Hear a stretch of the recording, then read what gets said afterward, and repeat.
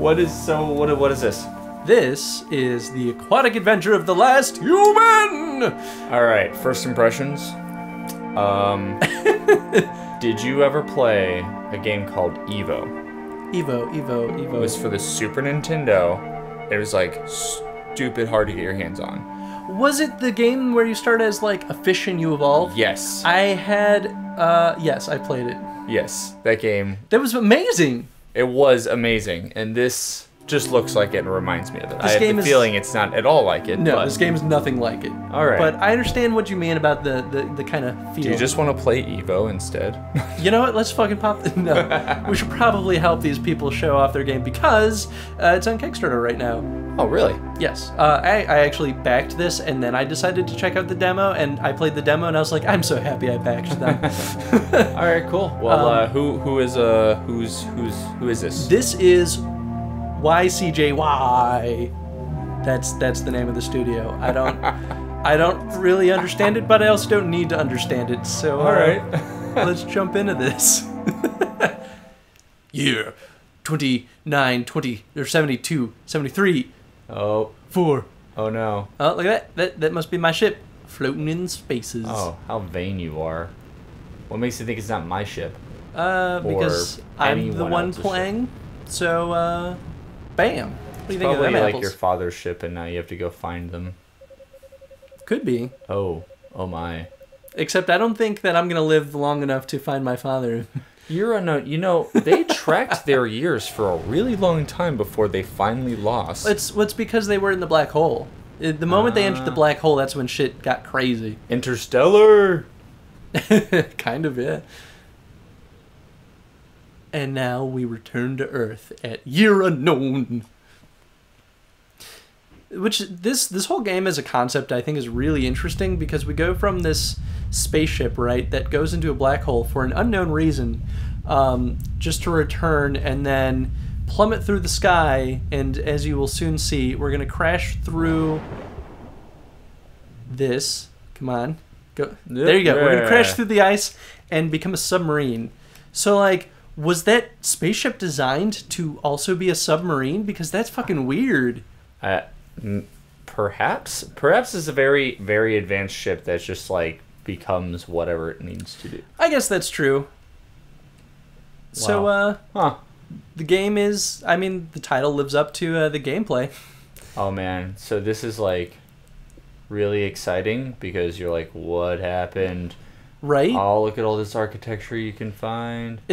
So this is one thing I find particularly amazing about this game is that the environment, I think, is absolutely beautiful. I only have one complaint about it, and that is that, well, I guess I'll read this. We want to go back home. The floodgate will remain closed until the water levels stabilize. Base 702 will be your home for now. Press F to close. So the only thing that I do not like about the art, is that the pixels do not follow the same scale. So if you notice, the pixels on my submarine are smaller than the pixels that are in the foreground. And then the pixels in the background are even smaller. Which, I understand why they probably did that. They probably made everything kind of at the same scale, and then when they implemented it in the game, it expanded, and then they expanded it or shrunk it based on where it lies in the layers to give that sense of depth. That's fair. I don't like it because that's not a good way to use pixels. All right. And I mean, I'll read this. Warning. More and more reports are coming in that gigantic clams are destroying our worker drones. Be cautious out there, workers. Press F to close. Okay, gigantic clams. So immediately we're talking about something that is not our Earth, or is the future Earth, and yet we're not the first ones to have returned? Well, I think this is Earth. This is just these messages are people that lived through this. So these messages are relics of the past, even though this is the far, far future. Yes. Beware of sewage pipe leaks. Corrosive sewage will greatly damage the hull of all work shuttles. Avoid contact for your own safety. Press F to close. Press after go. So that is their way of giving a tutorial, is by actually like telling you what happened, or what the message these people are leaving behind. But it's actually a ship upgrade. Yeah, baby. I thought it was like ship upgrade, and that fish just eats you, and it's like, I'm a fish now. So the first time I played this game, I actually thought these fish were all enemies. So I was just like, oh god, there's death everywhere. I have to avoid all this. And then I was like, wait a second, nothing's hurting me. But actually, I can kill them. Actually, I was going to comment on that, because I was like, at first I was like, well, it's kind of annoying that you're getting these tutorials telling you everything. Yeah, usually green, poisonous looking gas things are you're bad. You don't want to touch that. But at the same time, up until this point, the worm. Oh my. Yeah, but pretty yeah, fucking cool, right? Up until but up until this point, you didn't interact with anything. So I guess it is important for them to actually have told you. Yeah, we start off the game with the assumption that everything is going to kill us because it's unknown territory. That's fair. It looks like you have unlimited life. Or not unlimited, but it regenerates. Yes, actually, I was going to comment on that next. I think that's actually really cool.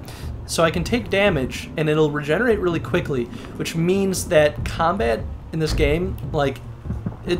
Whoa, God, oh God, oh God, oh God, I did not expect this. Oh my. Oh my. But that means that when things kill you, they're going to be dealing a lot of damage a lot very quickly. I mean, this is kind of exactly a good example of that. If I got hit by a lot of those, I would just die. Yeah, actually, I was gonna say it's kind of like that don't panic system. There are very few games I've seen that actually utilize that, and the idea is like, yeah, something bad can happen to you, but you don't panic, because otherwise you'll continue to mess up. And that is this type of system. It seems it's like, if you do get hit once, you know, immediately you may end up making a bad decision that gets you hit more immediately, and then you die because of it. It's not what they're basically saying is it's not a matter of consistent mistakes, it's a matter of immediate mistakes. Oh. Ew. So this is actually something really cool. After the boss had a certain point of health, he decided to move here.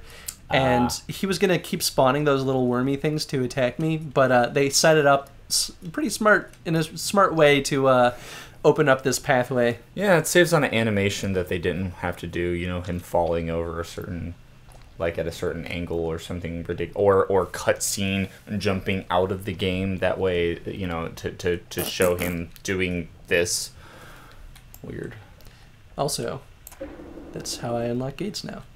Something else, a couple of other cool things about this game too is, okay, so this is my harpoon weapon. I can't aim up because that's not how this gun is attached down there. Oh, okay. Which actually makes things a bit challenging at some points of this game. Something else that's really cool is watch the camera, kind of like the angle of it. As I move, it will rotate. Oh, it states in what? Very kind of like Sub-Zero, watery kind of feeling. I actually think it's pretty cool. Can I destroy that? Nope. So yeah. I was gonna say something, but I don't remember anymore. I don't know. I'm still a little up in the air. I think it's... Oh, this is scary. Not being able to shoot upward like that when you're going up. Right? That's, Huh. And this game is a proper Metroidvania, too. I think it's really cool. It takes the Metroidvania style of design and it does something really cool with it. Playing this game actually really makes me want to go back to an old Metroidvania design that I had for it was a space station game, and it was going to involve a lot of like anti-grav and artificial gravity. And it actually was going to utilize a similar art style, and I really, really liked that idea. I came up with it during a game jam, and all I ever did was come up with some promo images for it and nothing more. And that was... Well, it makes me now sad. You get your... Oh, my. No, you're missing the... It was to your left. What did I miss? The reason why the screen panned out? Oh, now it's gone. Oh, where's your sense of exploration?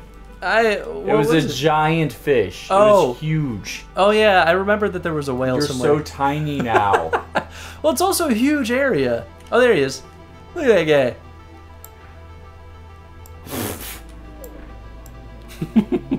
I would not want to piss him off. I think he's in the background. Oh, he's definitely in the background. See, that's scarier. That's good. I really like their adventure design though in this, because you're kind of just given free roam, right? And you're given what mechanics you may. And I mean, it's kind of Zelda-ish in that style where you get something and now you can explore new territories. But that's also very Metroidvanian. So I was gonna say it's actually classical Metroid, because the very first Metroid you were given absolutely nothing at all. Yeah, I guess that is kind of an essential thing for Metroidvanian games. Yeah. I don't think I've ever played one that didn't have that kind of progression. I know that like later ones, like Super Metroid, for instance, kind of held your hand at certain points, but only barely. I thought Super Metroid started you out with everything, and then you lost everything. Well, yes, but you had a very clear direction of where to go. Oh, yeah, I played the first Metroid game. I actually have never played Super Metroid, believe it or not, but I tried to play most of the original Metroid, and it is hard as fuck, because I have no idea where to go. Oh, no. Yeah, none at all. What? Game save! Oh, so, look at that little guy. One thing that I will complain about, which is pretty minor, because especially since this is a demo, but if we had died prior to this moment, we would have started back from that intro cutscene, not like from exiting the black hole, and it's just a lot of time to wait to get back into the game. Yeah, something you don't really want to punish your players for because they haven't quite got the grasp of the game completely yet. No, and it's pretty minor because it's probably only going to happen once, but it's those little things that polish out a game. Yeah, no, and as you said, it is a demo, so it's not really. Yeah, it's not high priority. Pipeline pickup. We tried to talk them out of it. It was no use. Meet me at the usual place. Don't forget to bring the goods. Receptacles. And over here they give us a little bit of hints that there is... Oh, there's a mine right there. More to come. So this isn't the end, though. There still is plenty more. Okay. Is that mine in the background? Oh, that one isn't. Hull upgraded. Okay, so most of these boxes, they reduce the damage that I take. So instead of increasing my health bar, it just makes me take less damage. Which, oh, there's these little vines, which obviously... Get tricky systematically, but at the same time, I could understand why you would do it. I actually don't like it as... Like, it does its job, and it's actually not bad design, I don't think. The reason I don't like it, though, is that we don't have any kind of visual reference for that progression. We know that it's upgraded, but we have no clue like how it actually affects things other than the damage we take. And the only way we can compare it is if we go back to something, if we take note of how much damage something gives me earlier on and go back and find it again. And that's a little too tedious to really figure out. Armor and things like that, they tend to do that. If you're not seeing the numbers right in front of you, that can be, you're not sure. It's not very satisfying in the sense of like upgrading and leveling up anything, because if you can't physically see it, it's hard to tell if it's really having an effect or not. Exactly, and that's just something to kind of say about interface design.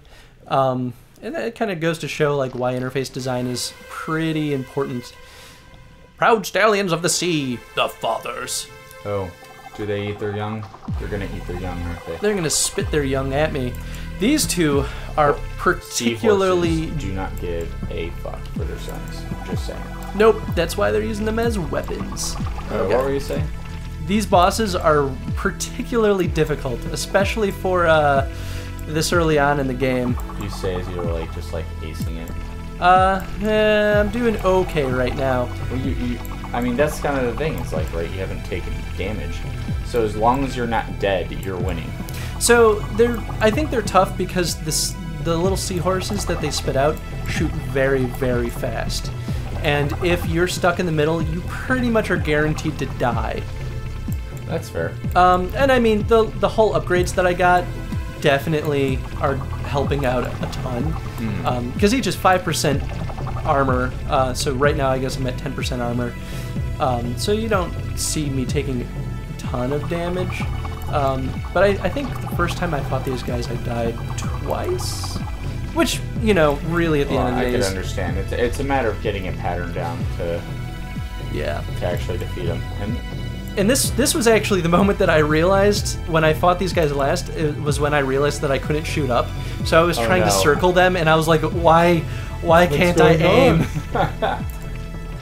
Which is probably how a lot of players are gonna see it too, because there isn't, like, there's a little bit earlier on. I was going to point out at one of those little things that were shooting little weird fish things out of a sea flower, and they had some that were on the floor and they had some at the ceiling, and you actually can't hit the ones on the ceiling because you can't aim up, which I thought was really cool because that's kind of a good way to get the player to realize that they can't shoot up. But the first time I played through this, I just zoomed through it. I was like, I don't give a fuck about these. I'm gonna dodge because I'm a fucking submarine. I did notice that you just got the pages for the boss, and it like consumed your whole screen, and yet there were still little seahorses trying to kill you at the time. I also took a little while to click out of it. I could have just clicked and X'd out of it, but I also, you know, if you're playing this, you probably want to see that. So I agree. I think it might have made sense for them to kind of freeze the screen while that's up. Yeah. Which, you know, programming-wise is generally not very hard. You just kind of... I guess that also depends on what you're building the game in, but if you're smart about it, it shouldn't be too hard. But that's also personal preference, I guess, as far as design goes. I mean, I can't see it yet. I'm wondering what more mechanics they're going to come up with in this. Another critique actually I had about the boss was that the two seahorses stayed in place and fired at you, but you said it was pretty difficult the first two times you fought it anyway. So I'm wondering if they're just, you know, like there was no movement in the enemy, and I can see that being a big issue in this, and I'm wondering how well it's handled. Because so far you haven't seemed to really fight anything that's super mobile, like yourself. I guess that's true. I mean, the big worm was pretty speedy, but he's also big and pretty easy to hit. Also, this I feel is actually a little smart. So there wasn't a save station in that other zone. So I think they kind of want the player to come back over here. And if you do, you have the additional benefit of going and exploring another area. And if I find it, there it is. I can get this thing, which, instead of upgrading my hull, now I have a better interface in my map. Now I can see upgrades and save stations. Oh, and you have the saw? Oh, that's what I got from killing the seahorses. Oh, that's how I've been killing through these. Oh, yeah. Okay. That's, no, that's actually really good. That's very important for Metroidvania. I'd say that was pretty good level design. So Yeah. I didn't even think about that. And it's funny, too, because first time I played this, I saw those vines first, and I was like, oh man, I want to see what's in that crate.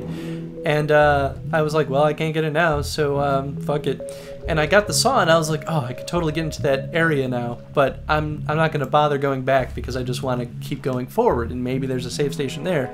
And so I kept going forward, and then I was like, I'm getting scared. I don't know if there's ever going to be another save station. So I decided to go back.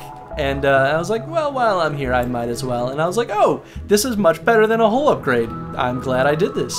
So it gave you an interface upgrade. That's really unusual for just about anything. Like, I mean, usually Metroid... games aren't going to give you an interface upgrade unless it's a necessity for the storyline. I think that's mostly fair. I mean, Zelda does it. I feel like Metroid does it too.